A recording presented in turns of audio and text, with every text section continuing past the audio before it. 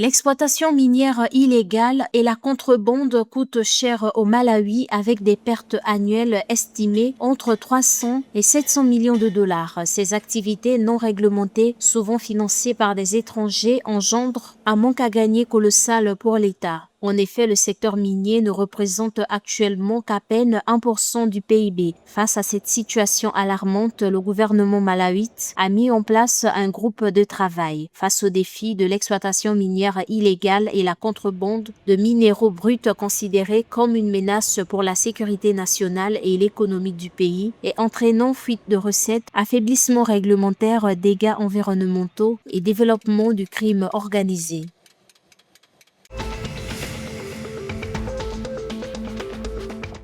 À l'issue de sa visite d'État de 3 jours au Ghana, le président zimbabwéen Emmerson Mnangagwa a appelé à une coopération bilatérale accrue pour accélérer la transformation et l'industrialisation économique africaine. La visite marquée par la signature de 10 protocoles d'accord, tourisme, santé, agriculture, éducation, entre autres, vise une nouvelle phase de relations axées sur l'émancipation économique. Selon les données de l'Observatoire de la complexité économique, le Ghana a exporté des biens d'une valeur d'environ 378 000 dollars vers le Zimbabwe en 2024, tandis que les exportations du Zimbabwe vers le Ghana s'élevaient à un peu de 9 000 dollars, ce qui met en évidence l'écart que les nouveaux accords visent à combler.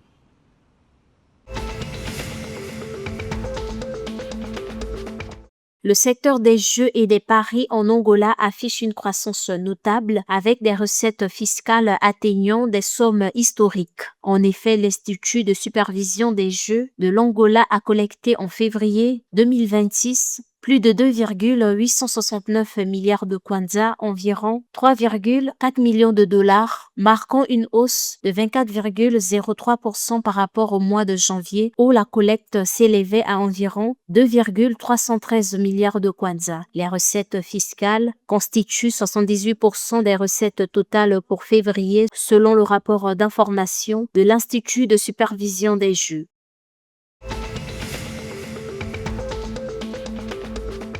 Le ministère namibien de l'Éducation a alloué 50 millions de dollars namibiens, environ 2,7 millions de dollars, aux industries créatives dans son budget 2025-2026. Cette somme vise la création d'environ 500 emplois et le soutien au Namibia Annual Music Award. L'initiative est un investissement stratégique pour le développement durable du secteur, reconnaissant sa valeur éducative, culturelle et économique comme pilier de la diversification économique et du développement social de la Namibie.